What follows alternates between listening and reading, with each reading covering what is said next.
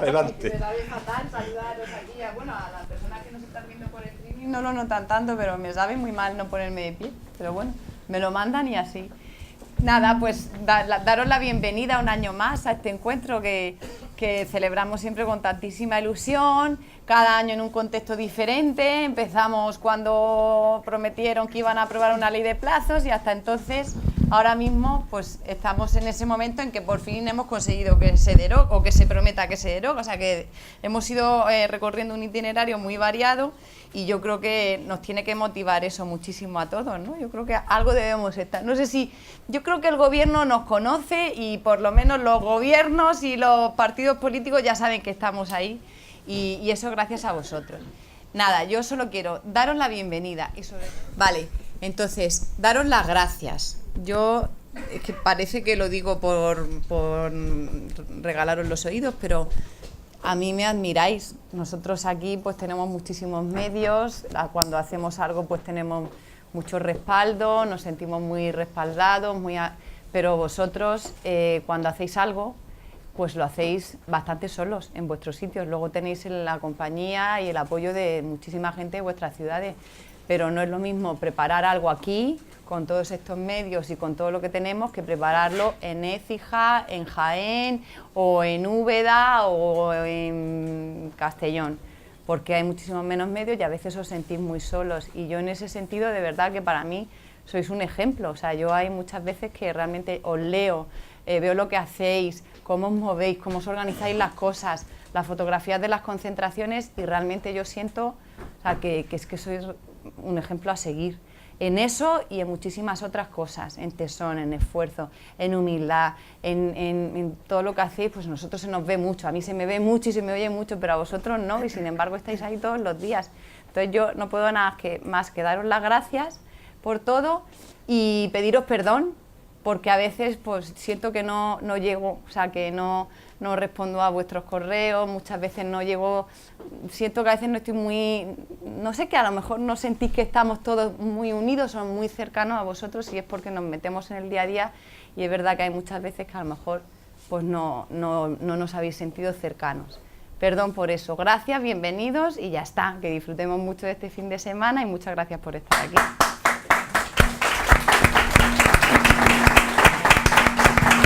Gracias. Perdóname un momentillo. Se os han repartido, se me ha olvidado decirlo antes, discúlpame. Se os han repartido unas hojas que tenéis en las sillas que podéis utilizar para hacerle la pregunta a la interviniente a la que os apetezca interpelar con vuestra pregunta. Como no se podrán atender todas las preguntas, hemos ideado este sistema. Se recogerán y Rosana organizará las preguntas que sea posible atender. O sea que podéis rellenarlo con libertad conforme van hablando ellas. Vale, bueno, pues me ha tocado hacer un poco de moderadora de este coloquio. Yo nunca he moderado nada, o sea que no sé cómo me saldrá. Yo pido ya por adelantado disculpas, pero bueno, con la contertulia, vamos a decir, que tenemos aquí, yo creo que no va a hacer falta moderar mucho, ¿no? Como sabéis, hemos organizado esta charla, este coloquio, que le hemos llamado Mujeres por la Vida. Y bueno, el contexto un poquito, sobre todo fundamentalmente, porque estamos aquí celebrando este encuentro y hemos aprovechado también, bueno, pues que mañana se celebra el Día Internacional de la Mujer y hemos aprovechado un poco para hablar en este contexto de lo que realmente representa la mujer española del siglo XXI en nuestra sociedad. Y luego también en el mes de marzo, en el que es el mes por la vida, en donde pues, habrá una marcha en España, celebraremos el día 23 de marzo una marcha por la vida, pues es también un momento muy oportuno para hablar y sobre todo en el contexto en el que estamos del anuncio de la reforma de la ley del aborto. Y yo creo que todo esto nos da pie pues, para que podamos hablar de todos estos temas. Y sin más, pues yo voy a pasar a presentar a nuestros acompañantes. Empiezo por Cristina, doña Cristina López Schlichting. Ya sé que tu apellido siempre... No, yo creo que todo el mundo la conoce, periodista, directora del programa de fin de semana de COPE. Y Cristina fue una de las impulsoras de la iniciativa Mujeres ante el Aborto, ¿no? En su día, cuando se prometió, se avisó que se iba a aprobar una ley de plazos, ¿no? Es licenciada en Ciencias de la Información, una de las promotoras, como digo, de la plataforma Mujeres ante el Aborto, y bueno, como todos sabéis, pues aparece en muchísimos programas, es tertuliana en distintos programas de televisión, y sin más yo pido un aplauso para ella también.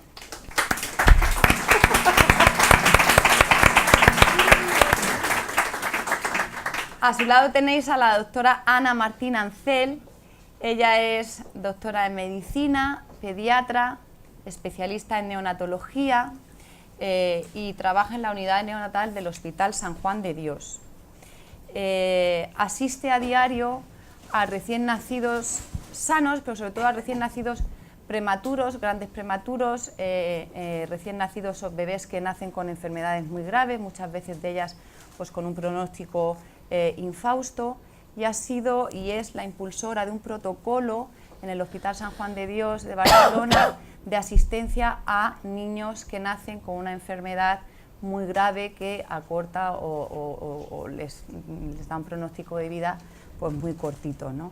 Es miembro fundador de distintos grupos y comités especializados, es miembro fundador de la Asociación Medicina y Persona, cuyo objetivo es centrar la asistencia sanitaria en la persona, tanto desde el punto de vista del médico como del paciente, y hay una frase que yo voy a resaltar de ella, que luego nos explicará, que ella dice: no hay fetos no viables, ahora este bebé está vivo, ¿no? Y otro aplauso para ella también.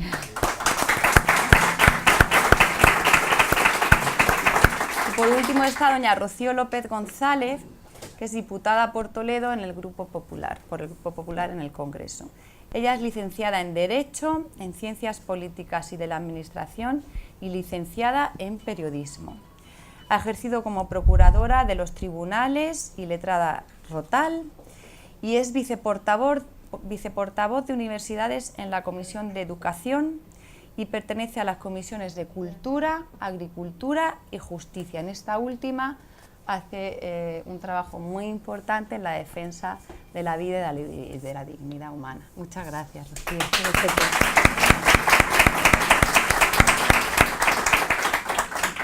Vale, bueno, pues sin más, yo simplemente voy a introducir algunos temas, algunos puntos que a mí me parece que son importantes que comentemos, y vais a ser vosotras las que, bueno, pues toméis la palabra y deis vuestra opinión. Yo quería empezar precisamente por el día que se celebra mañana, que es el Día Internacional de la Mujer, pues por preguntaros si creéis que es necesario que haya un Día Internacional de la Mujer, ¿no? Cuando hay hombres y mujeres, ¿por qué hay un Día Internacional de la Mujer, ¿no? Si somos la mitad de la humanidad. ¿Creéis que la mujer necesita reivindicar unos derechos o unos nuevos derechos? ¿Creéis que necesitamos tener un día especial para nosotras? ¿No creéis que eso puede influir en la discriminación o promover que haya una discriminación positiva en donde solo se nos considere por ser mujeres y no por nuestra valía? Cristina, por ejemplo, tú que estás muy metida en todos estos ámbitos laborales, rodeada de muchos hombres, sobre todo también, ¿no? Muchas gracias, Gallador. Gracias a todos por haber venido. Muy bienvenidos, y gracias a Cioir por invitarme. Gracias también a la audiencia que nos escucha por internet. Yo tengo que decir que soy muy feminista, y cada vez más. Y ciertamente el nacimiento del Día Internacional de la Mujer está vinculado con circunstancias del pasado que no por lejanas son menos reales. O sea, pensemos que el acceso a la universidad le estaba vedado a nuestras bisabuelas, montones de ámbitos, digamos, de la educación y de la intelectualidad le estaba vedado por ley a la mujer, todavía en tiempo de Franco. La mujer estaba tutelada por su esposo, y en ese sentido este es el resultado de toda una reivindicación de la identidad de la mujer que es muy específica del occidental. Yo he viajado mucho por Oriente Medio, por ejemplo, y la consideración que tenga la mujer occidental no tiene nada que ver con la de otras culturas. El fruto de la tradición europea, de la tradición humanista griega, romana, del pozo cristiano definitivo y de la ilustración europeas, tiene que ver con una consideración en la que el ser humano es mujer u hombre, pero ciertamente es igual frente a la ley, ¿no? Esto es, insisto, muy específico de nuestra cultura y desgraciadamente muy ajeno en otros ámbitos religiosos y culturales, y este día tiene que servir para subrayar también esto. O sea, que hay muchas cosas que no se pueden dar por supuestas. O sea, que hay niñas en Pakistán, en Afganistán, que no tienen derecho a la educación, que hay mujeres en Irán que no pueden ejercer determinadas profesiones, que en Arabia Saudí no se puede conducir, cosas inenarrables, ¿no? Y en ese sentido yo creo que es un día que se puede utilizar correctamente. El problema es de otro orden. El problema es que sea la mujer, ¿no?, que viene siendo utilizada por un cierto feminismo, particularmente desde la época de Simone de Beauvoir, que tiene muy poco que ver. Concretamente entiende que la igualdad pasa por desproveer a la mujer de aquello que la define, para hacer una especie de identidad asexuada entre el hombre y la mujer. Y desde ese punto de vista hay teóricas del feminismo que dicen incluso que la maternidad es un obstáculo para ser mujer, para la realización laboral y social de la mujer. Esto, que es insisto, una corriente muy específica del feminismo, se ha ido extendiendo, bueno, por cuestiones que no vamos a analizar ahora y que tienen que ver también con ciertas posiciones ideológicas y de los partidos, hasta calar hondamente en la sociedad, ¿no? Y realmente la batalla por la vida y la batalla a favor de la vida se ha visto lastrada en este punto. De tal modo que es una paradoja que la ley que ahora mismo intentamos, o yo al menos lucho contra ella desde hace mucho, la ley Zapatero de aborto, la ley de plazos, ha sido fundamentalmente expuesta por mujeres. Yo siempre he dicho que paradójicamente por mujeres que no son madre ninguna de ellas. O sea, cuando se produjeron los grandes abrazos tras la aprobación de la ley, María Teresa Fernández de la Vega, Trinidad Jiménez, Viviana Ido y la señora Chacón, todas ellas desconocedoras de lo que pueda ser madre, se felicitaban enormemente por la ley del aborto, ¿no? ¿Cuál es el problema? Que ellas se atribuyen la condición de mujer y la representación de las mujeres. Y esto choca con la realidad, con el hecho de que muchas de nosotras aquí pues somos mujeres también. Por eso la plataforma contra el aborto, que en su momento recabó 50.000 firmas de mujeres contra esta ley, contra la ley AIDO, fue una plataforma esencialmente de mujeres, no porque estemos en contra de los hombres. Llamaban los señores y decían, yo es que quiero firmar, digo, pues reúna usted firmas, porque de lo que se trataba es de hacer visible, que determinadas mujeres no se pueden arrogar la representación de todas las demás y que hay una inmensa mayoría silenciosa de mujeres que está muy orgullosa de ser madre. Es más, son escasísimas las mujeres que abominan de su condición de madres, ¿no? Creo, por terminar, que uno de los grandes avances a los que se refería Gádor y que han llevado también a la propuesta de la ley Gallardón y a la génesis de un nuevo pensamiento provida en la sociedad, es el hecho de que, frente a tentativas del pasado del movimiento provida de demonizar a las mujeres o de subrayar, digamos, la parte sangrienta del aborto, yo he percibido un cambio, una madurez grande de este movimiento antiabortista en España, cuando ha subrayado el drama que subyace para la mujer en el aborto, cuando ha hablado del síndrome que se genera después del aborto, del tremendo sufrimiento de la mujer, y cuando ha subrayado que se trata de un drama social. Esto ha sido uno de los grandes éxitos del movimiento y de Hazte Oír también, ¿no? El dejar claro que no es una cuestión positiva, la cuestión del aborto, y que oculta extraordinario sufrimiento. En la última encuesta, antes del final de la época Zapatero, que casualmente fue del periódico La Vanguardia, el 51% de los encuestados eran contrarios a la ley Gallardón, a la ley Zapatero.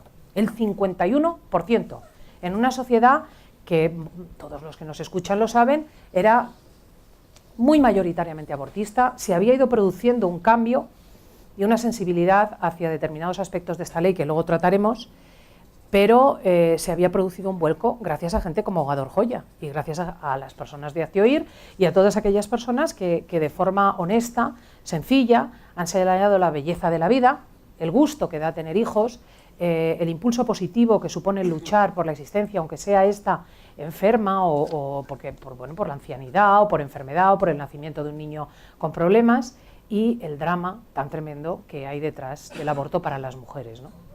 Por lo tanto, yo creo que no hay que tener temor del Día Internacional de la Mujer. Creo que es un motivo para vindicar la maternidad, porque hay que ser muy perverso para entender a la mujer sin el dato de su maternidad. O sea, realmente tienes que censurar una parte de la realidad, ¿no? La mujer tiene útero, tiene trompas, tiene ovarios, tiene cosas que después nos explicará la doctora Ancel, y además es parte de su riqueza esta capacidad de alumbrar la vida y de cambiar la sociedad a través de ello. Y yo creo que esto tiene que ser subrayado en el Día de la Mujer y que las visiones feministas absolutamente tendenciosas y minoritarias tienen que ser tendenciosas y minoritarias. Pues sí, Cristina, estás hablando de otras culturas, de cómo se trata a la mujer en otras culturas. En nuestra cultura, tú como periodista, que vives en el día a día en el mundo de la comunicación y en el día a día de la noticia, ¿por qué crees que este movimiento feminista que reniega de la femineidad de la mujer, que basa la ideología en el propio cuerpo, el movimiento Femen, es un movimiento sin mensaje, porque en realidad yo no encuentro que tengan ningún mensaje más que mostrar su propio cuerpo de una manera agresiva? ¿Por qué crees que cala tanto? ¿Por qué en los medios de comunicación llama tanto la atención un movimiento como este sin mensaje? ¿Por qué crees que el movimiento feminista, por qué crees que tú has dicho una mayoría de mujeres silenciosas, por qué crees que en la opinión pública está tan extendido el mensaje de este movimiento feminista, que en parte a nosotras no nos representa por nuestra forma de ver el feminismo, en los medios de comunicación? ¿Cuál crees que es la clave? ¿Cuál es el problema? Yo creo que hay una astucia mediática que hay que aprender. De hecho, en ese sentido, insisto, el movimiento Provida en España ha ido madurando también antes hablabas tú de los medios a disposición, de la necesidad de organizar. Yo qué sé, por ejemplo, es evidente que las manifestaciones por la vida han sido muy hermosas, visualmente muy hermosas. Sí. Creo que han ganado muchísimo en alegría, desprovistas de toda agresividad, pues con toda una serie de parafernalias mediáticas, globos, etcétera, que era necesario utilizar, ¿no? Y en eso hay que ser astuto. ¿Por qué es llamativo que unas señoras, se suban en una estatua en cueros? Porque es llamativo. Porque es muy llamativo. O sea, tú no vas por la calle y ves a una señora en cueros subida a una estatua.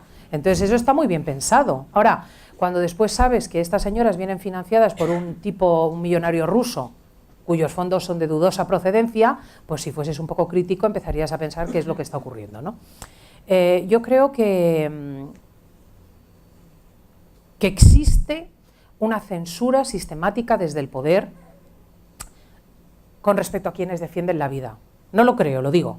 O sea, cuando Isabel San Sebastián, Isabel Durán y yo fundamos la plataforma Mujeres contra el Aborto, yo cogí el teléfono y de cada 20 llamadas, 25 conseguía una firma, digamos, de una mujer famosa, entre comillas, para poner en la cabecera, ¿no? Las anécdotas me las reservo por pura discreción, pero es increíble las cosas que tuvo que oír. O sea, actriz conocida, presentadora de televisión española. No, yo esto lo comparto con vosotras, pero no lo puedo decir porque trabajo en televisión. Presentadora famosa actualmente también, trabajando en Canal Sur. No, mi marido y yo compartimos esto, pero en Canal Sur no me dejan estar si yo hablo de esto. Y el otro día, Niña Pastori, que esto sí lo puedo decir porque es firmante, valiente, de la plataforma Mujeres contra el Aborto, Niña Pastori me decía, digo, ¿quieres salir en el programa y tal para comentar estas cosas? No, ya sabes que no puedo, porque tengo firmados un montón de contratos en Andalucía, en ayuntamientos, si yo me pronuncio a este respecto, me liquidan el contrato. O sea, creo que no hay que ser ingenuos, y me dirijo también a la representante política, con relación al hecho de que un cierto sector político entiende su actividad como una militancia ideológica y una pertenencia prácticamente, vamos a decir, religiosa. De tal modo que todo va unido. O sea, tú no contratas en tu ayuntamiento determinados artistas si estos no forman parte de determinada plataforma que, aunque seas cantante o actor, te habilita para soportar determinadas posiciones en la campaña electoral. Y este bloque tiene aterrorizado a la gente, la tiene aterrorizada. O sea, yo tengo listas enteras de mujeres que no se atreven a hablar de este tema. Y ciertamente te lastra la carrera. O sea, tú asumes determinadas consecuencias por el hecho de adoptar unas posiciones, ¿no? Y esto hay que denunciarlo, y en esto hay que seguir adelante, y las pocas mujeres o las mujeres que toman esta posición, pues Teresa Raval, que está en la plataforma, pues la propia Niña Pastori, son de una valía extraordinaria. Y hay que darles muchas gracias porque lo hacen a costa de sus propias carreras, ¿no? Pero es tremendo que esto exista. O sea, no se trata tanto que Femen tenga éxito, sino que hay toda una corriente internacional de opinión que favorece, y en fin, luego podríamos hacer especulaciones sobre de dónde proceden estos fondos económicos, por ejemplo, para soportar estas posturas, que favorece estas tomas de posición y que hace muy difícil que verdaderamente la confrontación sea real, porque aquí no estamos en régimen de igualdad. No estamos en régimen de igualdad, y Gador lo sabe, porque ella convoca un acto y salen determinados medios, pero en otros no. O sea que esto es así. Esto es así. Y hablando de Femen Rocío, tú estabas en el Congreso de los Diputados, yo no sé si fue su primera aparición o de las primeras, cuando se presentaron, como suelen hacer habitualmente. Tú como mujer, en ese momento, ¿qué sentiste cuando las viste allí como política y como mujer? Pues frío, sentiría frío. Bueno, ¿qué sentiste? ¿Qué pensaste? Me gustaría dar las gracias por vuestra invitación a esta tertulia. Además, dicen que los ejércitos ponen a las mejores en la primera línea de los campos de batalla, y hoy está una de las mejores periodistas de este país, como es Cristina López, que tengo el mismo apellido que ella, el primero, el segundo casi. y también siento un orgullo tremendo de compartir también aquí tertulia con una experta que defiende la vida desde el hospital, y con una joya que se parte ahí el alma en los debates, defendiendo a la vida, y que lidera esta asociación, por lo cual estoy súper agradecida. Y detrás de esta sonrisa y de estas grandes profesionales estáis vosotros, que estáis inquietos en esta materia y que hoy estáis aquí en una tarde de viernes soleado, porque os interesa y mucho. Gador hablaba de vuestro tesón y de vuestra humildad, y también junto a vosotros hay miles de mujeres anónimas, hombres y mujeres, que son amantes y defensores de la vida. Por eso para mí de verdad es un honor estar hoy aquí. ¿Qué sentí? Bueno, pues yo estaba allí pues como cualquier miércoles en la sesión de control al gobierno, y estaba contestando a Alberto Ruiz Gallardón, otra cosa que no tenía nada que ver con el aborto, y empezamos a escuchar unos gritos. Y yo decía a mi compañera, ¿pero qué dicen? Y decían que si algo es sagrado, que el aborto es sagrado. Digo, ¿pero cómo va a ser el aborto es sagrado? Me parece una incongruencia. Y estaban justamente en la tribuna arriba de mí, y ya lo vi por las pantallas, y vi que eran estas chicas que llevaban el torso desnudo, y sentí un poco de vergüenza. Sentí que era una actitud indigna, provocadora, con un mensaje totalmente incongruente, porque el aborto es algo dramático y en ningún momento es algo sagrado. Una falta de respeto total a la democracia, al Parlamento, a la soberanía popular, porque son debates de representantes elegidos por el pueblo, y eso no se puede permitir de ninguna forma, ¿no? Y también falta de respeto a la mujer, ¿no? Porque la mujer no tiene por qué ser objeto de nada, con lo cual me pareció todo una sinrazón, y lo que más me avergonzó es ver alguna diputada que aplaudía. Y luego me contaron que había alguna compañera también que fue a la puerta de los juzgados. Gente de la izquierda que aplaude este tipo de actos. Y luego también me pareció vergonzoso cuando veía en la televisión ese acoso al cardenal Rouco, porque me parece un total ataque a la libertad religiosa, y creo que eso hay que denunciarlo, porque se están profanando templos, y bueno, pues me parece eso una actitud indigna que quiero denunciar, y me parece también ese atentado contra la libertad religiosa. Gracias. Hablaba Cristina de la maternidad. Yo creo que es un tema que es muy interesante que toquemos, y que vosotras nos deis vuestra opinión sobre si hoy en día se ve en nuestra sociedad la maternidad como un valor añadido, como algo que desde luego es fundamental e imprescindible para que la sociedad pueda avanzar y se pueda perpetuar y se pueda la especie, pero ¿veis hoy en día la maternidad como un factor enriquecedor, como un factor positivo, o lo veis como un factor de discriminación? Todas somos mujeres trabajadoras, y todas pues conocemos casos de mujeres que a lo mejor pues han desarrollado su profesión sin ningún problema, y a lo mejor han tenido algún problema en el momento de quedarse madre. ¿Creéis, por ejemplo, Ana, tú has visto en tu hospital, verás muchísimas mujeres embarazadas que atienden, ¿no?, antes de dar a luz, que hoy en día la maternidad es un factor de discriminación para la mujer? Yo también quiero empezar agradeciendo la invitación. En primer lugar a Gador y vuestra presencia aquí. Realmente es precioso encontrarse con gente comprometida con la defensa de la vida como hacéis vosotros. Y yendo a tu pregunta, yo es verdad que como mujer nunca me he sentido discriminada en el ámbito profesional.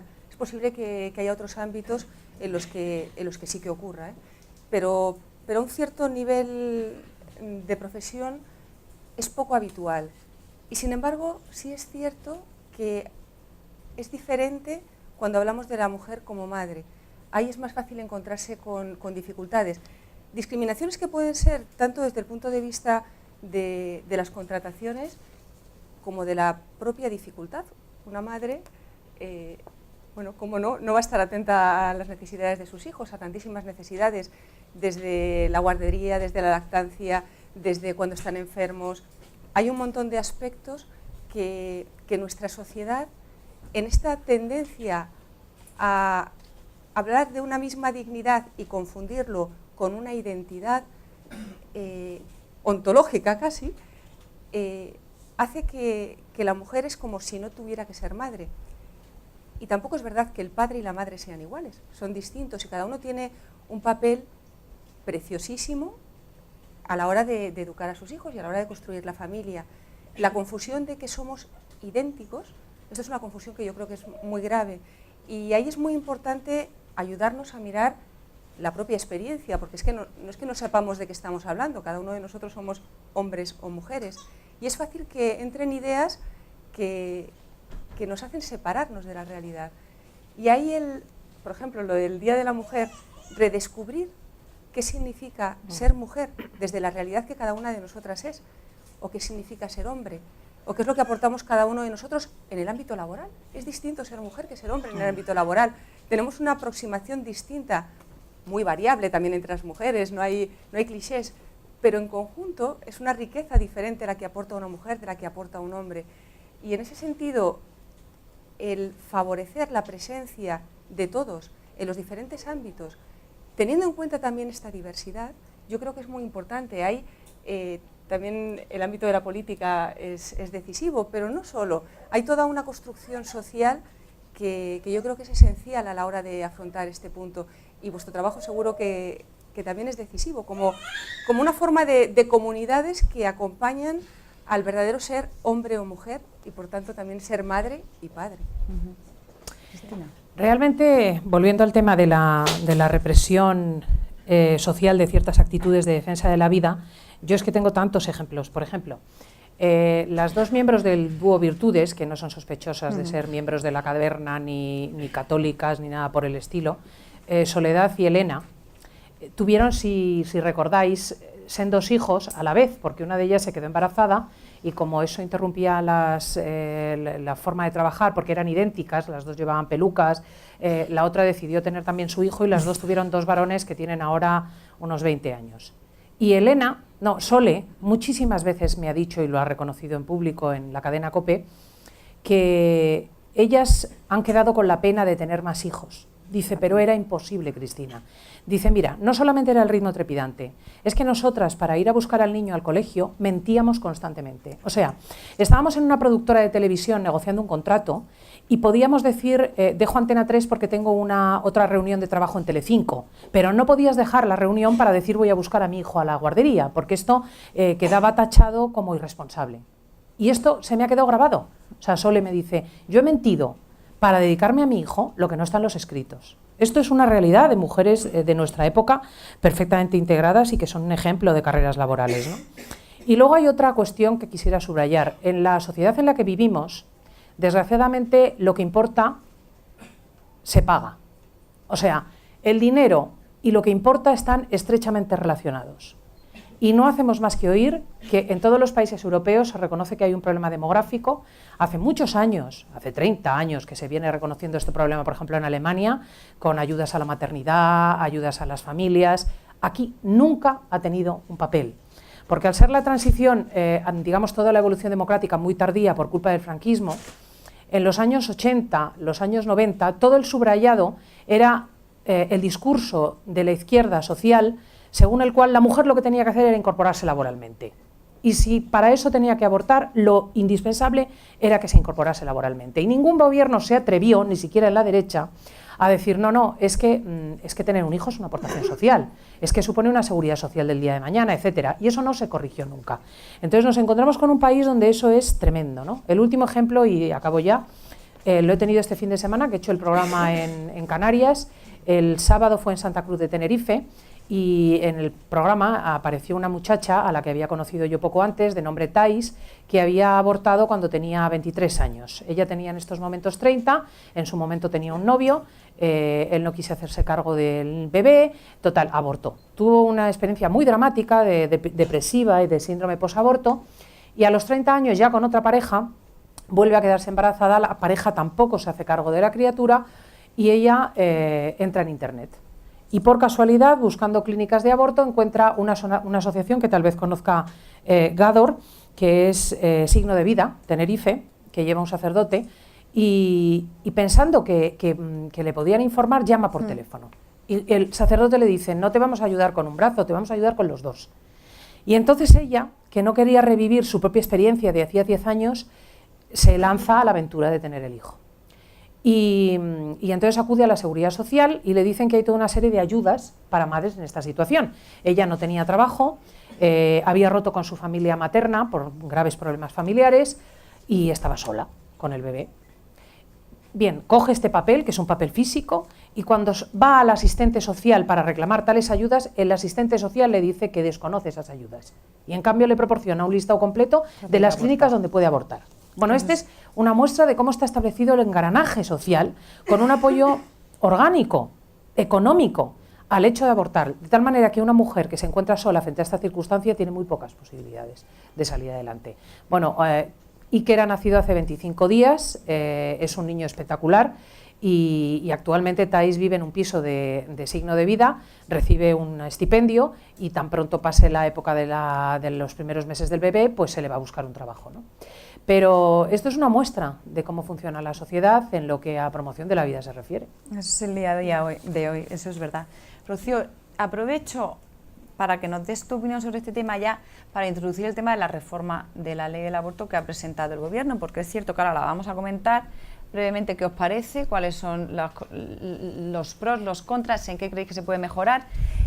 Pero ahora nos das tu opinión sobre este tema y yo aprovecho para comentar que en este sentido le falta, bueno, yo creo que le faltan dos patas. Una es la de crear un plan de adopción nacional ágil y eficaz, y el otro el de implementar una serie de medidas y con dotación presupuestaria de ayuda a la maternidad, que de momento no se contempla en el anteproyecto. ¿Tú cómo lo ves, Rocío? Bueno, si me piden mi opinión personal sobre el anteproyecto de ley, te diré que es muy positivo, que yo creo que es un proyecto de ley valiente. ¿Y por qué? Pues yo lo veo positivo porque desde muy pequeña yo he nacido en una familia donde se me ha querido y donde se ha apreciado la vida. Luego he ido creciendo y he tenido una formación donde se me ha expresado que la vida es un valor irrenunciable, un valor inviolable. Y luego estudié Derecho y también me enseñaron cómo todo el entramado jurídico va en favor de la vida.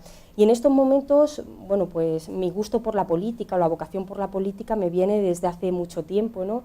Y siempre lo he concebido como un servicio a los demás, por supuesto, un servicio a la vida. Y ahora como diputada, yo no esperaba estar de diputada en mi primera legislatura y estaba ejerciendo mi carrera de Derecho y tal, y bueno, me ha tocado estar en este momento.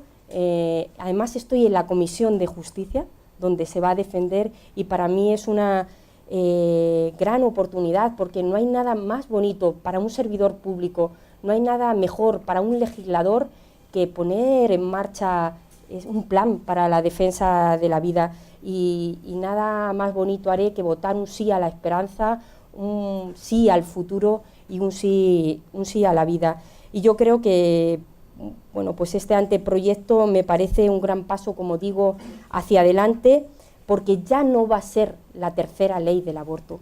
Esta va a ser una ley de protección al concebido y protección a la mujer embarazada. Sí, en ese sentido, hablas de la tercera ley. Muchas veces nos preguntan, ¿de qué sirve que hagamos tanto si luego va a ganar el Partido Socialista y la va a cambiar? Yo creo que podemos comentar cómo hemos llegado a este punto, es decir, cómo se ha conseguido que un gobierno dé el paso de derogar una ley, un paso a favor de proteger más la vida humana. Los movimientos sociales y los medios de comunicación comprometidos yo creo que han sido claves. Haya habido un cambio, un despertar de los movimientos sociales, entre comillas, gracias a Zapatero y a su gobierno, pero es cierto que muchas veces, o sea, yo creo que este gobierno, si no es por la presión cívica de la ciudadanía española, no hubiera dado este paso, por falta a lo mejor de convicción, no porque dentro no haya personas convencidas, sino porque globalmente falta de convicción, ¿no? ¿Cómo creéis que hemos llegado hasta aquí? ¿Cómo creéis que se puede hacer para mantener esta ley? Y vosotras, respecto a este anteproyecto que tenemos sobre la mesa, ¿qué cosas creéis que se pueden mejorar? ¿Qué os gusta, qué no os gusta? Bueno, yo... perdona que la pregunta, acaba tu discurso. No, por ejemplo, que yo creo que yo veo grandes avances en este anteproyecto. Primero, ya no hay un aborto libre. Se logra un equilibrio entre los derechos del no nacido y los derechos de la mujer. Los menores ahora van a necesitar o bien el asentimiento, o si son menores de 18 años, el consentimiento expreso de sus padres, que a mí antes me parecía una vergüenza, que para ir a una excursión al zoo se necesitara el consentimiento paterno, y para tomar una decisión de este tipo no. También ya no se discrimina a la discapacidad, y esto es muy importante. Ya no hay un reproche penal, esto también es un acierto, porque se le ve a la mujer como una víctima y no como alguien culpable. Esto es igual que si pusiéramos un reproche penal al que se intenta suicidar. Yo creo que ya se ha hecho un daño a sí mismo y hay que estar a su lado en esos momentos tan difíciles. También da una mayor seguridad jurídica a los médicos, hay un mejor asesoramiento, una mayor información, se les va a informar del diagnóstico, sobre todo de las distintas posibilidades y alternativas al aborto. Y también me parece muy bien que se prohíba la publicidad de los centros abortivos. Por tanto, yo creo que el gobierno del Partido Popular va a cumplir su compromiso y está en sintonía con lo que está pidiendo muchísima parte de esta sociedad, y algo también muy importante, que se ajusta a la Constitución, se ajusta a la doctrina del Tribunal Constitucional, al Convenio de Naciones Unidas para los Derechos de las Personas con Discapacidad, y me parece que sí que tiene bastantes avances, y es sobre todo la ley de la vida. Hombre, yo creo que es un paso histórico, en el sentido de que, al margen de su contenido, y coincido bastante como lo has descrito tú, incorpora también una gran bondad, que es el hecho de que se trataría de la primera ley en el ámbito europeo en la que se produce una retroversión de lo que se supone, bueno, de lo que se ha pretendido definir como un derecho, ¿no? Que es el colmo ya, que algo tan dramático para la mujer, tan dramático para el niño, pueda ser definido como un derecho humano. Es una cosa monstruosa, ¿no? Entonces, si esto se da, indudablemente, a una costa de que después un nuevo gobierno de otro orden derogue esta ley, cosa que ocurrirá, indudablemente habremos dado un paso extraordinario adelante, porque queda una constatación legislativa de que hay una voluntad de un amplio sector de la sociedad en esta dirección. Yo en este sentido no puedo sino, y lo he dicho varias veces, felicitar al ministro Gallardón y felicitar al gobierno Rajoy. No voy a ser del todo complaciente, en el sentido de que, claro, la batalla por la vida exige, y luego nos lo explicará la doctora Martín Ancel, una cierta reflexión sobre lo que el ser humano sea y sobre las cuestiones médicas que no son inmediatas, ¿no? Sobre todo cuando hemos nacido en una cultura donde siempre se ha hablado del aborto como un bien. Y desgraciadamente este amor por las cosas no está del todo presente en todos los sectores del Partido Popular. Quiero ser justa, ¿no? Me parece completamente sorprendente que ante una ley tan avanzada, en la que se afronta una oposición ideológica tan dura, porque los sectores que están en contra lo están muchísimo, la primera reacción sea que Núñez Feijóo en Galicia y Monago en Extremadura salgan en contra de la ley. O sea, es completamente esquizofrénico. Y este es un problema, bueno, casi de poder. O sea, porque a mí me importa muy poco lo que el señor Monago piense, pero sí me importa lo que el señor Rajoy le ha dicho al señor Monago, que tenía que ser una palabra y te vas a la calle, que para eso es el jefe, ¿no? O sea, porque entre otras cosas nosotros hemos votado un programa electoral, ¿no? También lamento una cierta falta, y en este sentido nuestra invitada de hoy tiene un mérito extraordinario, de implicación de las mujeres del Partido Popular. No puedo generalizar, les aconsejo que entren en internet, pongan Esperanza Oña, Parlamento Sevillano, y van a escuchar el mejor parlamento que sobre el aborto se ha hecho, que yo he escuchado, y desde luego en una cámara, de una mujer, de una diputada, Esperanza Oña, extraordinario. Pero, claro, lo que no puede ser es que llegue el momento en que se plantee en la Cámara una discusión al respecto y escuchemos a la vicepresidenta decir que es que hay que llegar a un acuerdo con el PSOE, en un tema en el que es evidente que no hay acuerdo posible porque la oposición lo que quiere es la ley de plazos y el aborto universal. O sea, que la señora vicepresidenta haga esto e incluso el señor Rajoy mencione esta cuestión del consenso y del acuerdo es cuando menos vergonzante. ¿Y qué denota? Y que conste que con esto no quiero entrar en una batalla política. Denota una debilidad social de la propuesta cultural de cierta derecha. O sea, hay como una abdicación con relación a la definición de la realidad. Se le deja a la izquierda.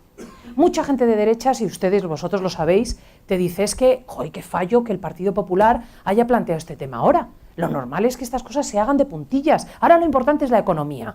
Que se vaya sobre el tema económico y luego ya en la segunda legislatura ya se planteará. Porque van a perder las elecciones por este tema. La prueba está en que efectivamente ahora durante la campaña europea se ha retirado el tema de primer plano. Yo no digo que no sea una batalla difícil, no digo incluso que no haya que ser prudente. Yo lo que digo es que hay que hacer un trabajo cultural.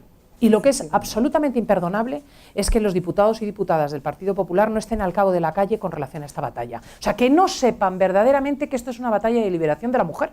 O sea, que se les meta un canitazo por la calle y te digan unas cosas. Lo más que llegan a decir es que en la ley Zapatero las niñas de 16 años abortaban sin el consentimiento de sus padres. Pero vamos a ver, estamos hablando de una ley que define por primera vez en la historia de la humanidad el aborto como un derecho, que es una cosa, desde el punto de vista legislativo y filosófico, completamente aberrante. Y ellos no lo saben. O, por ejemplo, que hasta el último día del embarazo se puede abortar un feto con malformación, hasta el 9º mes de embarazo, que luego yo no sé cómo lo harán, pero me lo tendrá habrá que apeisonarlo en la cabeza con una trampa, porque, claro, estamos hablando de 3 kilos de criatura, ¿no? Entonces, este tipo de cuestiones las desconocen y ahí hay una falta de amor, ¿no? Con eso, insisto, no es un problema relativo al Partido Popular. Creo que tiene que ver con toda una posición social donde no se abunda, donde no se va al fondo de las cosas, donde no se mira la realidad con amor, donde no te das cuenta de que te estás jugando tu propio destino, ¿no? Y esto es una cosa que yo echo de menos. Pero, en fin, sí que felicitar, desde luego, al ministro y felicitar al partido que ha sido valiente en este sentido. Insisto, aunque lo más probable es que la ley se derogue después, pero todo esto es una lucha histórica, ¿no? Algún día le contaremos a nuestros nietos cuando esto ocurría en Europa, nosotros ya decíamos que esto es una barbaridad, ¿no? Yo creo que ahí nosotros, lo que somos los movimientos cívicos y los ciudadanos españoles, tenemos una gran responsabilidad. A mí cuando me dicen, esto que estáis haciendo sirve de nada porque va a venir del PSOE y va a volver a cambiar la ley, yo siempre digo, si tenemos tiempo para mientras hacer pedagogía, una vez que el mensaje, el mensaje favorable al derecho a la vida, el mensaje que nos acompaña, los adelantos científicos, las ecografías, lo que nos va a contar ahora la doctora Martín sobre las cirugías intrauterinas, una vez que nosotros hagamos pedagogía pública y sepamos y consigamos que cale como lluvia fina de nuestro trabajo de todos, los medios de comunicación, los médicos, los movimientos cívicos, en la sociedad, ese mensaje, incluso gente que vota PSOE, puede que dentro de 3-4 años, si nos esforzamos por nosotros a implantar, difundir el mensaje favorable al derecho a la vida, diga, es que esto del aborto como derecho, yo es que no lo voto, aunque haya votado toda mi vida al PSOE. Con lo cual ahí tenemos una responsabilidad enorme. O sea, yo creo que no vale votar y que el gobierno haga, ay, qué malo el gobierno que no hace, y dentro de 4 años volver a votar. Es que tenemos la responsabilidad de nosotros, ¿no? Le voy a dar paso a Rocío un segundín, para luego ya que habéis hablado del supuesto eugenésico, darle paso a la doctora Martín. Mi estima y mi admiración por Cristina López me lleva a estar de acuerdo en un 99,9% de lo que dice, pero sí que es cierto que quizá no ha reflejado bien lo que estamos viviendo desde el Partido Popular. Yo pertenezco a un partido que es de centro, reformista, y que ha estado y siempre está inspirado en el humanismo cristiano. Y como está inspirado en el humanismo, defiende y siempre ha defendido la vida, y siempre ha defendido la dignidad humana y la familia. Y a mí me gusta que se defienda, y este es nuestro esqueleto y nuestro ideario, como también defendemos la unidad de España o la educación en valores o la libertad. Entonces, yo creo que siempre, bueno, de hecho está en nuestros estatutos, en el artículo 3 de los estatutos del Partido Popular dice que este partido tiene un compromiso renovado por la vida. Está presente la vida y la dignidad humana en las ponencias políticas de la mayoría de los congresos. También hay que decir que el Partido Popular se opuso radicalmente al Partido Socialista, con el voto particular en la subcomisión, con el voto en contra en el Congreso y en el Senado, y con un recurso de inconstitucionalidad presentado en junio del año 2010. Ha habido también muchas declaraciones de nuestros políticos, de Mariano Rajoy, de Soraya, de María Dolores Cospedal, diciendo que no queríamos una ley de plazos y que realmente el aborto es un drama y había que cambiarlo. Ha habido esas declaraciones y ahora se ha presentado un informe del anteproyecto que está avalado por el Consejo de Ministros. Ahora está siguiendo su tramitación. Hay que pedir informe, como sabéis, a distintos órganos consultivos y hay que escuchar al Colegio de Enfermeros y a la Organización Colegial Médica y hay que escucharos a vosotros, a las asociaciones Provida y al Consejo General del Poder Judicial y al Consejo Fiscal y todo eso lo vamos a tener que estudiar. Y yo creo que los consensos que nos referimos es que entre nosotros también hay debates internos, pero que la mayoría, de verdad, pensamos que así en lo esencial, ¿no? Habrá que estudiar todo lo que vaya llegando y debatirlo, pero ¿se podrán limar ciertas aristas? Pues sí, yo no soy tampoco pitonisa ni adivino el futuro, pero yo creo que el anteproyecto quedará al final igual en lo sustancial. Voces críticas, ya has hablado de ellas, pues siempre hay. El Partido Popular, como sabes, tiene un espectro muy amplio, pero te puedo asegurar que hay la amplia mayoría de las personas del Partido Popular pensamos igual. Lo que pasa que muchas veces también los medios de comunicación lo que más vende es una voz crítica. Yo he salido defendiendo la vida y a mí no me han sacado en ningún medio de comunicación, pero lo dice otro compañero y a lo mejor tienen un altavoz. Pues sí, Ana, vamos a ver, en España el 97% prácticamente de los abortos se practican acogiéndose al famoso riesgo coladero para la salud psicológica de la mujer que lamentablemente en este anteproyecto se sigue contemplando, ¿no?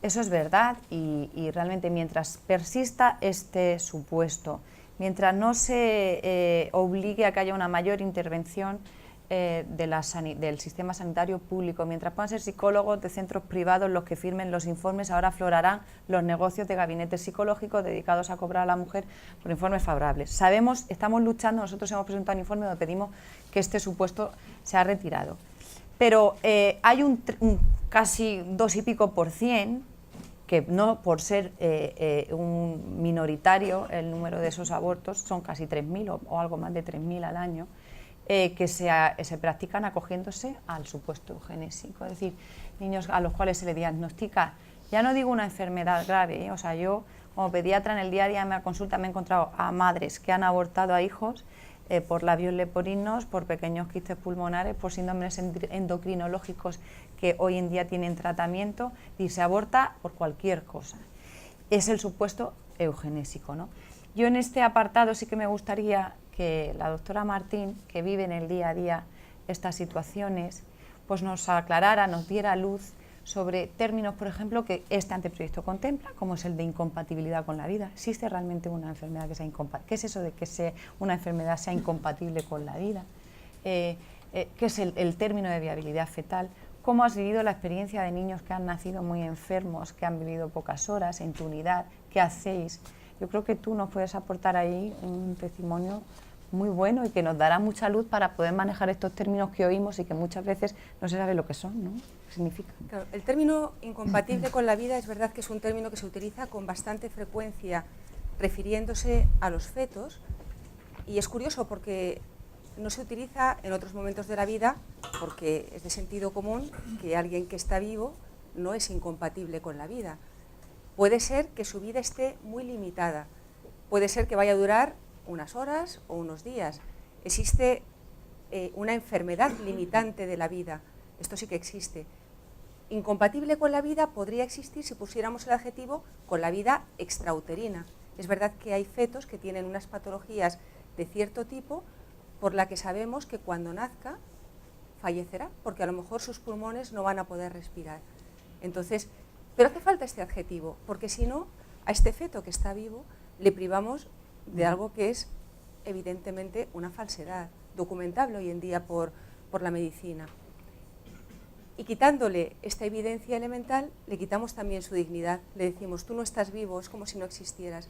Y sin embargo, estos fetos con enfermedades a veces leves, y es verdad que esto es una cosa cada vez más frecuente, pero a veces muy, muy graves, en situaciones que son sumamente dolorosas y que a veces fallecerán en ocasiones intraútero, en ocasiones en el momento del parto, o a veces a lo largo de los primeros minutos, días o semanas de vida.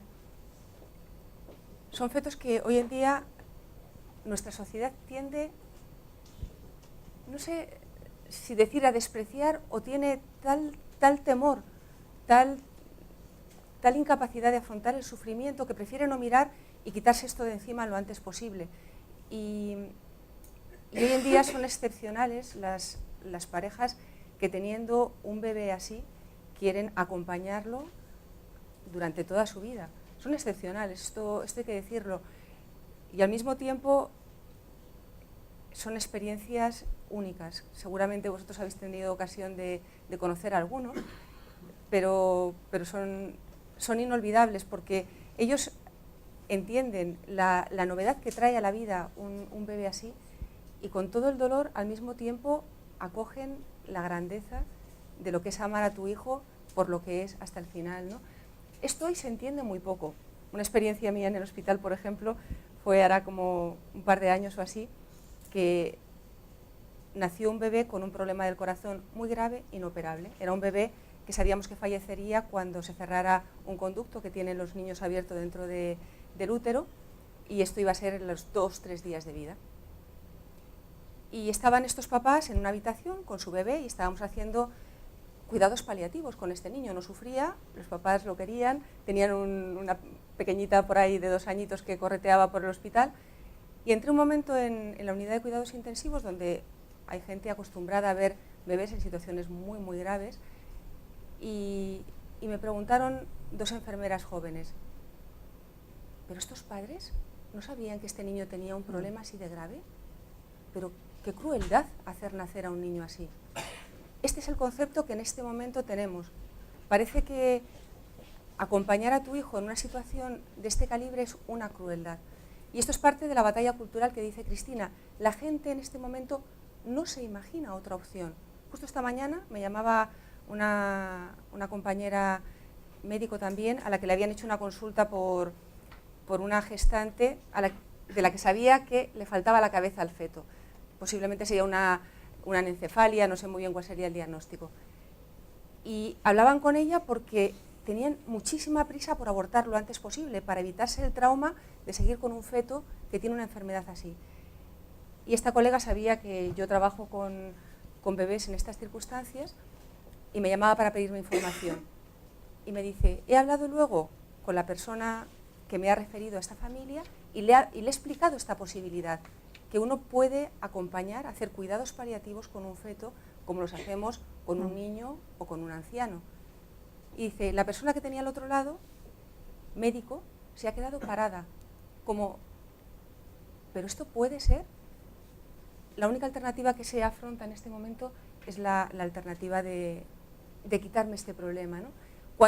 Y por esto es muy importante también narrar las experiencias de bien que ocurren con estas familias, porque luego, cuando tú los ves, es verdad que hay un dolor grandísimo, pero al mismo tiempo hay un bien tan fuerte, hay una novedad tan grande la que introduce un niño de este calibre en la vida de estas familias y de los que las rodean, que verdaderamente es una pena perderlo. Es cierto que ahora estamos hablando de niños que fallecen muy pronto. También hay niños que tendrán vidas prolongadas y que en ocasiones eran muy difíciles. Y en ese sentido es esencial una acogida mucho mayor de la que estamos prestando hoy en día, porque hay necesidades grandísimas, y aunque hoy en día la medicina permite en gran medida paliar el dolor, también es verdad que hace falta unos recursos muy, muy grandes para el dolor, para las necesidades ortopédicas, para las necesidades de traslados al hospital, para muchísimas necesidades. Y esto todavía está muy, muy cojo entre nosotros. Ana, en tu hospital tratáis a niños, a fetos que han sido, cuando nacen, pero que previamente han sido operados intraútero, y cirugías fetales que hoy en día pues están haciendo cada vez más, niños que a lo mejor un equipo médico los remite a los padres a abortar, sin embargo esos niños tienen tratamiento. Tratáis a niños grandes prematuros, que llamamos, a niños muy, muy, muy prematuritos, niños que una vez han nacido, o niños que cuando se han operado se presentan ante los medios de comunicación como la gran noticia, todo el mundo comprende y celebra pues todo ese esfuerzo económico, técnico, humano que se ha invertido en operar a estos niños, a estos fetos. Nadie se plantea que un gran prematuro que ha nacido no se le atienda en una unidad, unidad de cuidados intensivos neonatales, y sin embargo, me decía un ginecólogo, es que este niño una vez que nace, en el minuto cero, en el primer segundo, ya estamos todos, están los neonatólogos, todo el mundo pendiente, y nadie se plantea que no merezca estos cuidados. Pero un segundo antes de nacer, todo el mundo se plantea, acepta que este niño puede ser abortado, encima como derecho. ¿Cómo ves eso desde el punto de vista? ¿Qué podemos hacer los médicos? ¿Qué responsabilidad tenemos muchas veces a la hora de aconsejar a los padres y acompañarlos? ¿En qué medida somos responsables de muchos de los abortos que también se practican, ¿no? Y esta paradoja, ¿no? Es como cuando se hacen calendarios con los niños con síndrome de Down, pero luego esta paradoja de cómo se celebra todas estas cirugías intraútero, que afortunadamente cada vez hay más, pero sin embargo en paralelo se mantiene que estos niños puedan ser abortados por derecho, ¿no? Sí, esto es parte de la abstracción con la que miramos las cosas muchas veces, que nos separa de la realidad elemental que hay delante. Y los médicos muchas veces, a pesar de que conocemos bien al feto, no lo vemos. Y esto es muy sorprendente, porque en realidad, desde el punto de vista objetivo, ¿qué diferencia hay entre un bebé de 24 semanas dentro del útero de su mamá y un feto, y un bebé de 24 semanas nada más nacer? Pues realmente los cambios es que no son tan drásticos. Pues en lugar de respirar a través de los pulmones de su madre, que le llega el oxígeno y intercambia el anhídrido carbónico por el cordón umbilical, pues respira con sus pulmones. En lugar de comer a través del cordón umbilical, pues come por la boca. Algunos pequeños cambios en la circulación a través del corazón, pero de facto, desde el punto de vista de lo que es este feto, poquito, y de hecho pues las intervenciones que hacemos nos permiten conocerlos muy bien. Hoy en día las técnicas que tenemos son espectaculares: la ecografía, la resonancia nuclear magnética, la fetoscopia a través de tubitos que podemos introducir dentro del útero de la madre, incluso cuando haces una cirugía abierta, que son casos excepcionales, que esperamos que puedan servir, que un poquito quizás puedan mejorar el pronóstico de estos niños. Todavía esto está en un estadio muy, muy, muy inicial y debería hacerse en poquísimos centros. Aprovecho para decir esto: hoy en día se está lanzando esto como si fuera una panacea y como si se pudiera hacer en cualquier sitio, y esto no es una buena manera de aproximar el problema. Pero sin embargo, desde el punto de vista médico no hay tanta diferencia, y sin embargo es verdad que desde el punto de vista conceptual, quizá por no lo veo, todavía no he establecido un vínculo con él, y en ese sentido el valor de lo que tengo delante depende de la apariencia que yo percibo y no tanto del valor que tiene. Y en este sentido acostumbrarnos a tratar lo que tenemos entre manos, y más que más cuando es una vida humana, por el valor que tiene, yo creo que es esencial. En ese sentido, ya lo habéis sacado vosotras, ¿no? Uno de los valores grandísimos de esta ley es dar un vuelco a la aberración de contemplarlo al aborto como un derecho y pasar a contemplarlo como un drama frente al que hay que legislar, pero que no deja de ser un drama, como son dramas tremendos que haya niños con enfermedades graves. Dramas tremendos, pero que pueden traer también un bien a la vida de los padres, aunque hace falta que se sientan acompañados, que encuentren una compañía cercana y una compañía de toda la sociedad. Yo quería hacer una pregunta, porque así como he contado antes que en el colectivo de artistas o de gente, representantes sociales, hay una presión a favor del aborto, Me llama la atención el progresivo silencio de las asociaciones médicas con respecto al aborto, que históricamente eran muy activas. Y me gustaría saber si se notan estas presiones, por qué está cambiando la mentalidad cuando un médico sabe lo que ocurre dentro del útero, y también por qué hay tantos diagnósticos prenatales errados. Porque ¿cuántas familias conocemos que nos han dicho, yo no sé si entre la audiencia ocurre igual, pero yo conozco 2 o 3 casos de familias muy favorables a la vida a las que se les aconsejó abortar por enfermedades de los fetos que luego no estaban? Y tú dices, bueno, pero incluso en términos de responsabilidad, ¿cómo es posible tanto fallo? Es que no tengo ni idea. Esto de los fallos, aquí me pillas. Realmente en mi hospital no hay tantos fallos, porque hoy en día podemos conocer muy bien al feto. Fallos ocurren en todos los ámbitos de la sociedad, ocurren en el ámbito de la construcción y ocurrirán también, me imagino, en el ámbito de la medicina, ¿no? Sí, pero debe haber una cierta liberalidad. O sea, ante la duda, el aborto como propuesta.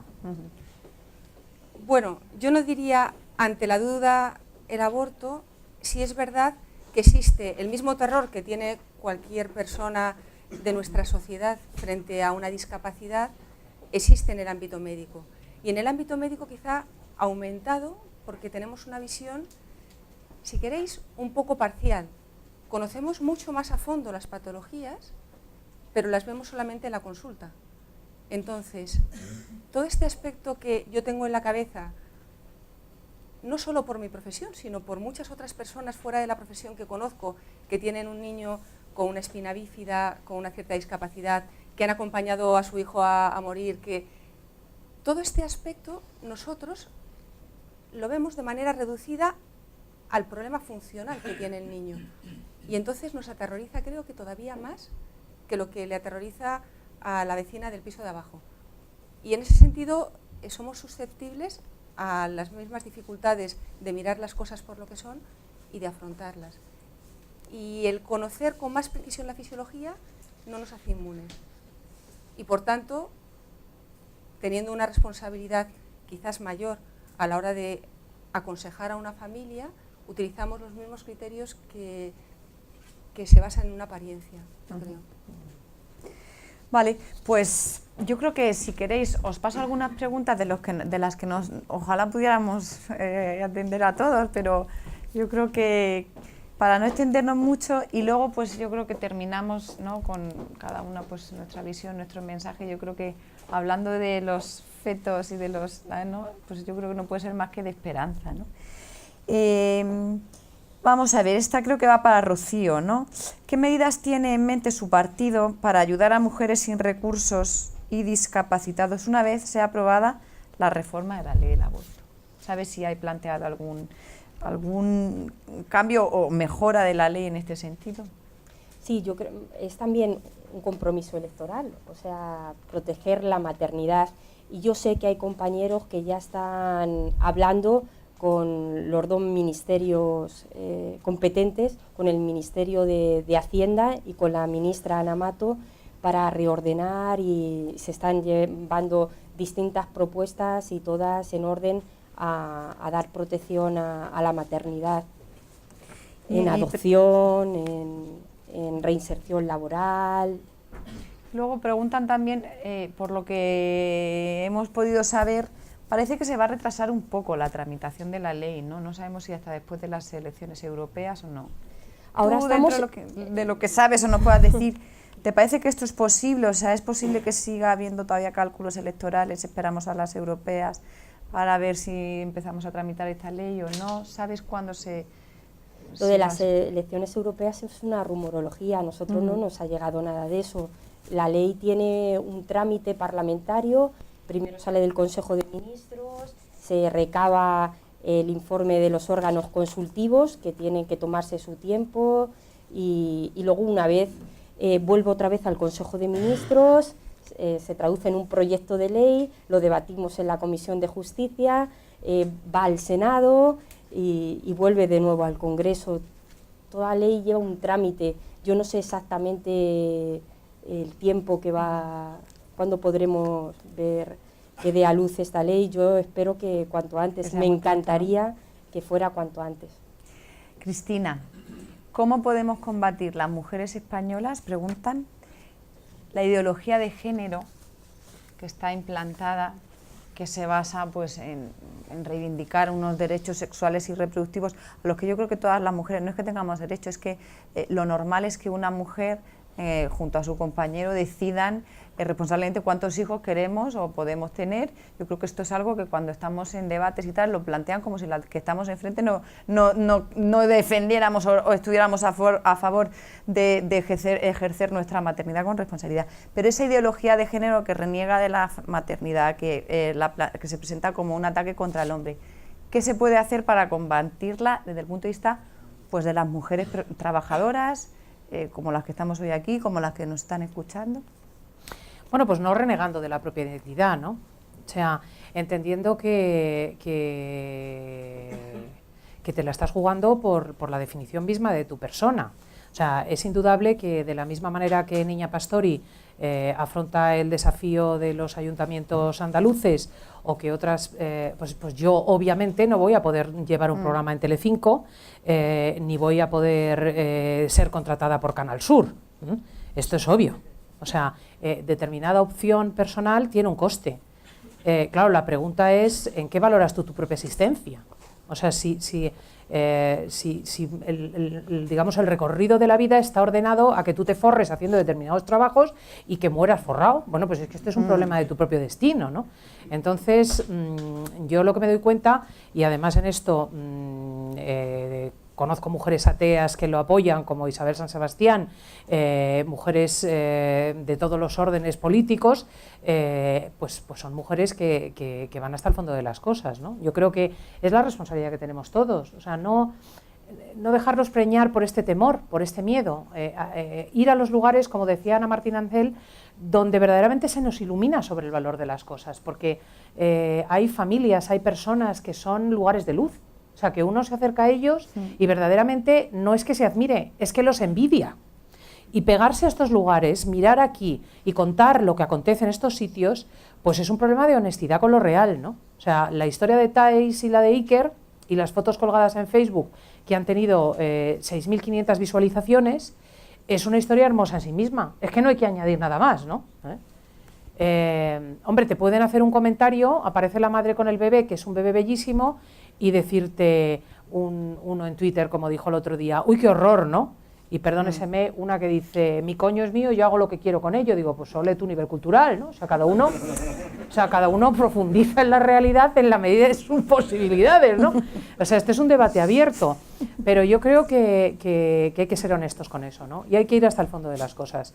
Y hay que formarse también, ¿no? O sea, creo que hay demasiados diputados que no saben lo que es un cigoto, demasiados diputados que tienen dudas extraordinarias sobre lo que la vida sea, y que es su deber, ¿no? Ir hasta el fondo de estas cuestiones.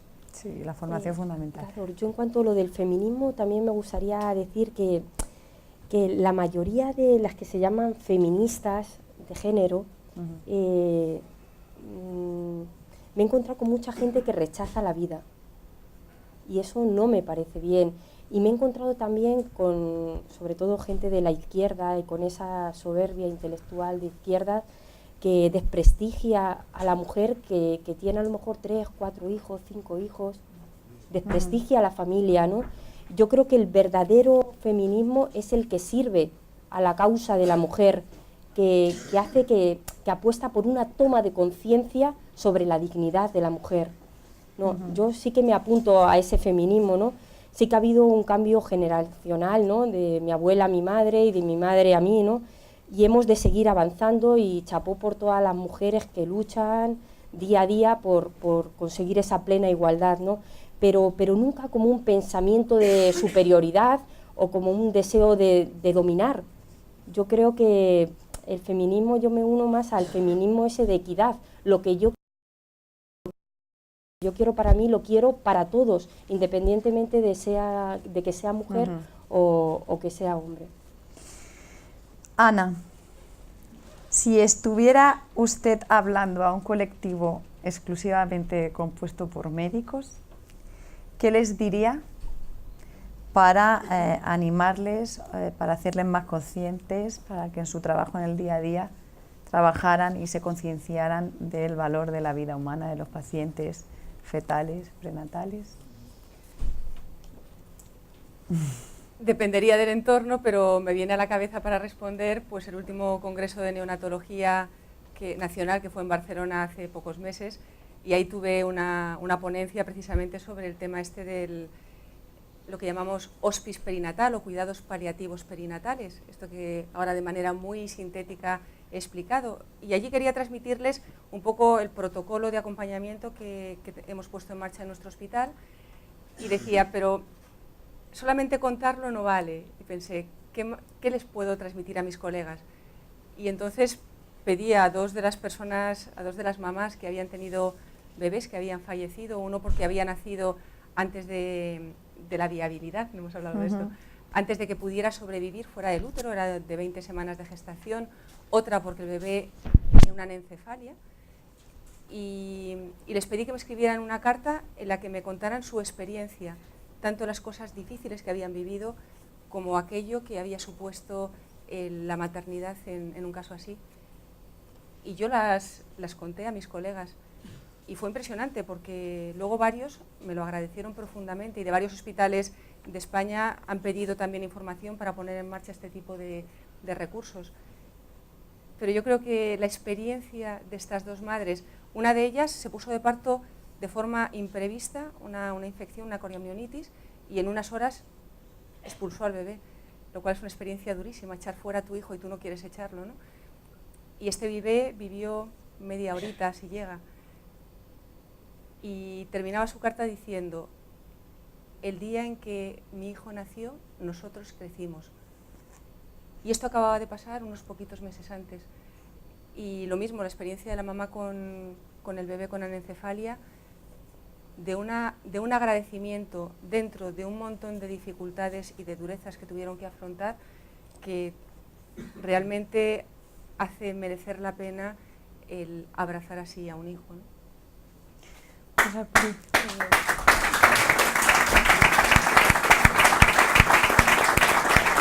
Bueno, pues son esos momentos y esos lugares de luz de los que habla Cristina, que efectivamente no todos deberíamos pasar por ahí, ¿no? Hablar.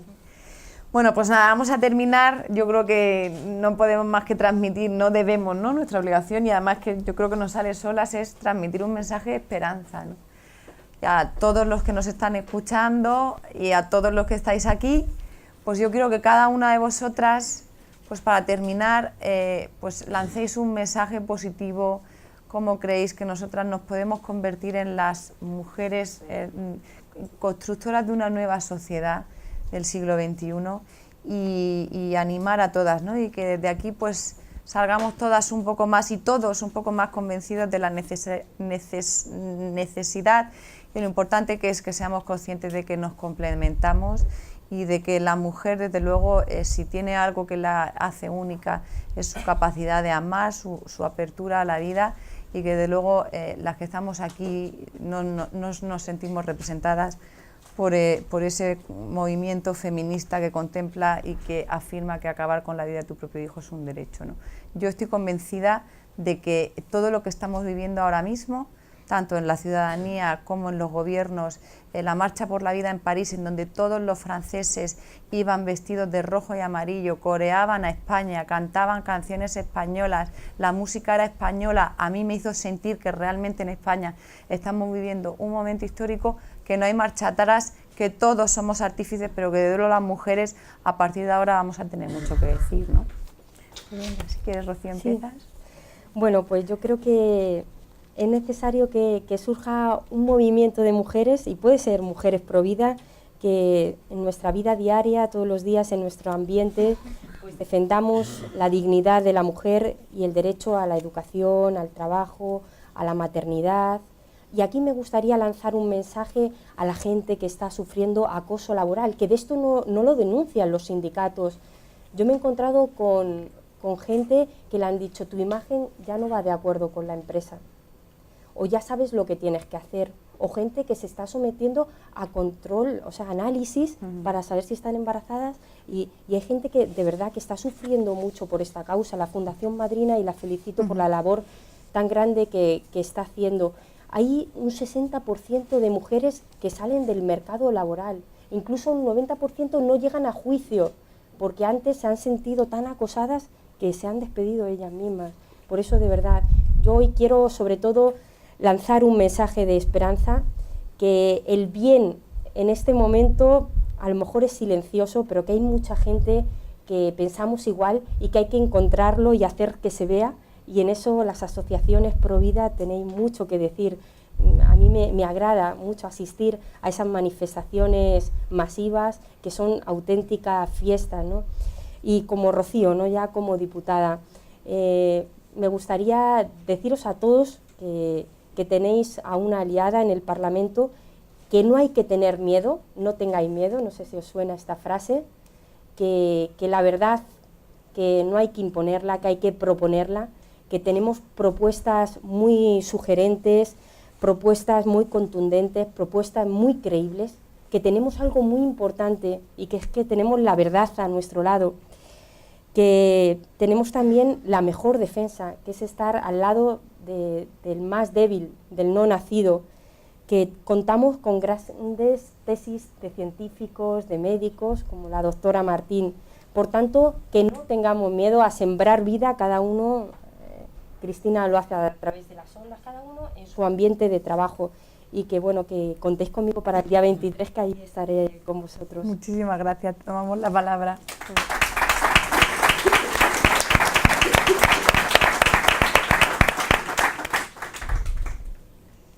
Ana. Yo, como único punto que ahora en este momento subrayaría, es dejarnos verdaderamente tocar por los puntos, Cristina definía como puntos luminosos. Estos puntos luminosos que a nosotros nos ayudan a mirar y a entender mejor la realidad que vivimos, y por tanto a entender el abrazo del que vivimos y a poder acompañar a tantos que lo necesitan en momentos de grave dificultad, cada uno desde su trabajo o también desde asociaciones como esta, que yo creo que son un grandísimo bien. Muchas gracias.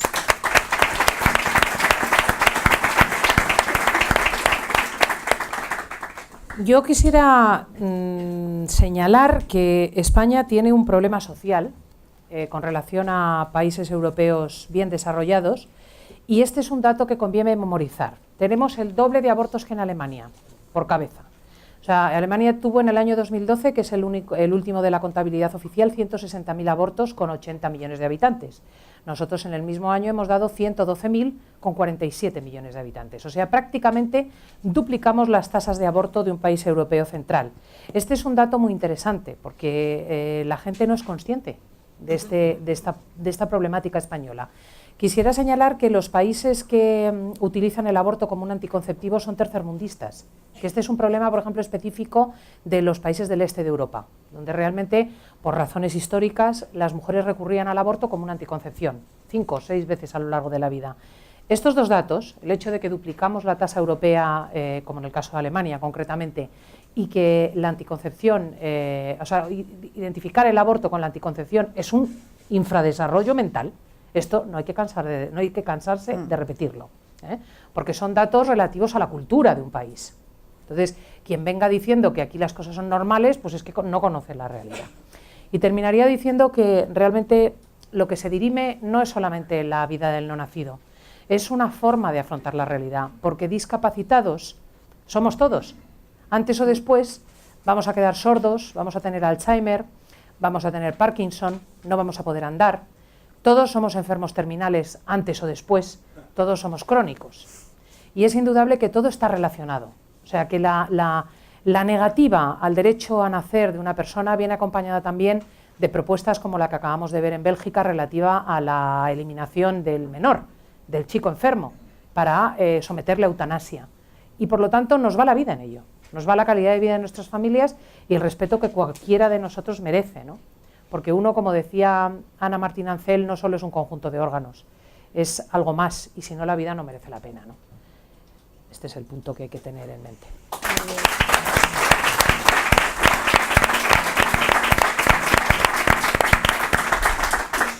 Pues nada, daros las gracias. Yo, cuando estabas contando las dificultades, y eso que las tienes tú, Cristina, que eres una persona, una mujer conocida, mediática, famosa, y te has encontrado muchas puertas cerradas, pues no te cuento nosotros o yo las de llamadas, ¿no? Que soy una persona anónima, ¿no? Bueno, tú ya no eres anónima. Bueno, pero... Tú eres más conocida que yo ya, no te hagas la modesta. No tanto, Cristina, pero lo hemos vivido y es verdad. Y yo quiero decir que en vuestro caso no ha sido así. Ha sido desde el minuto 1, por supuesto, yo os agradezco que os hayáis, desde luego que hayáis venido desinteresadamente y la disponibilidad y el cariño con el que nos habéis atendido y habéis venido a pasar un rato con nosotros. Entonces, no tengo más que daros las gracias por proclamar la verdad, como tú dices. Es muy fácil cuando dicen cómo te enfrentas, es que es muy fácil, o sea, porque te asiste la verdad, y cuando te sientas en un sillón,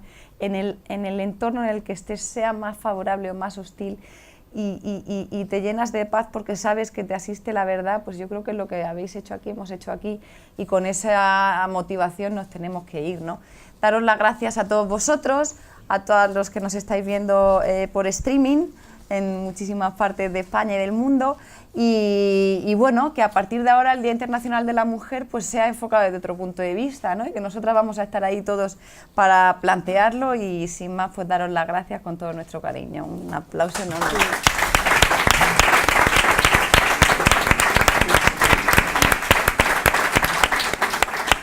Yo os pediría 4 aplausos. 1, 2, 3, 4. Venga, otro aplauso. Bien, 4 aplausos. Muy bien. Pues gracias. Acabamos. Esto es básicamente para el mundo. Mundo, nos vemos mañana a partir de las 3:30 de la tarde. Los que estamos por aquí, los que asistimos presencialmente al encuentro, estaremos desde las 9 de la mañana hasta esta hora, haciendo cosas. Ya os las contaremos después. A nosotros nos podéis ver en directo a partir de las 3:30 en streaming por internet. Muchas gracias y hasta mañana a todos.